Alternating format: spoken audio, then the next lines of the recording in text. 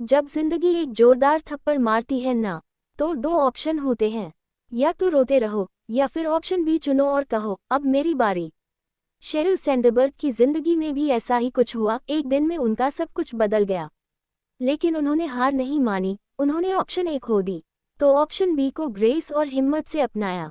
ये किताब उसी जर्नी की कहानी है, रुकने की नहीं, फिर से उठकर मुस्कुराने की। हेलो दोस्तों, मैं समरीवाली आप सभी का तहे दिल से स्वागत करती हूँ। आज हम सीखेंगे शेरिल सैंडबर्ग और एडम ग्रांट की दिल छू लेने वाली किताब से कैसे हम अपने दुखों से बाहर आकर फिर से हंसना सीख सकते हैं। लेखक की पहली सोच, ऑप्शन ए चला गया, कोई बात नहीं, ऑप्शन बी को इतना शानदार बनाओ कि ये याद ही ना आए।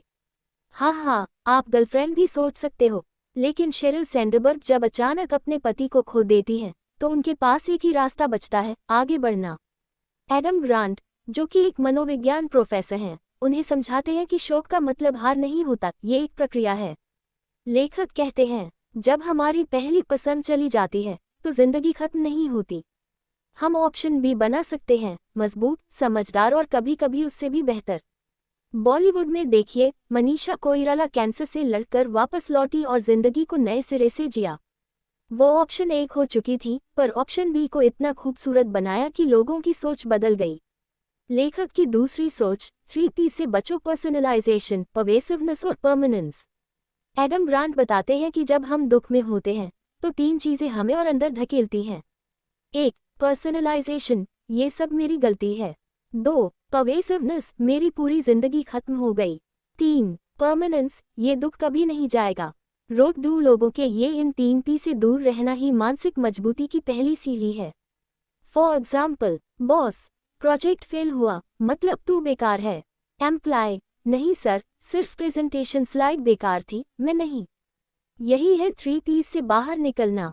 लेकिन मेरी सलाह है, यदि आप एम्प्लॉय हैं तो मुंह पे मत बोलना, दिल में बोलना, नहीं तो भगवान ही मालिक है आपका।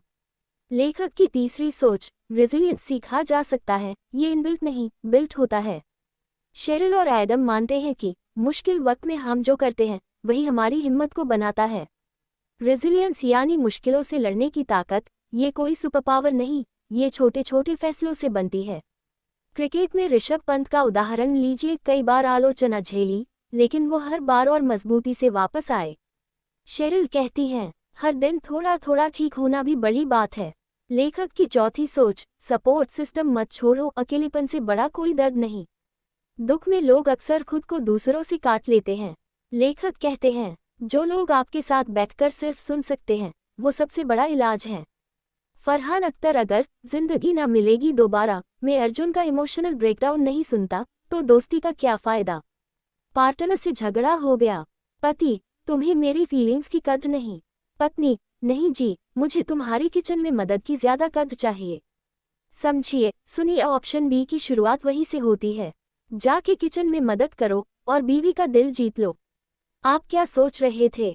पड़ोसन आपकी ऑप्शन बी नहीं, किसी की ऑप्शन ए है, बहुत मार पड़ेगी। आगे जाने से पहले अगर आपको ये समरी पसंद आई हो तो चैनल को सब्सक्राइब जरूर कीजिए।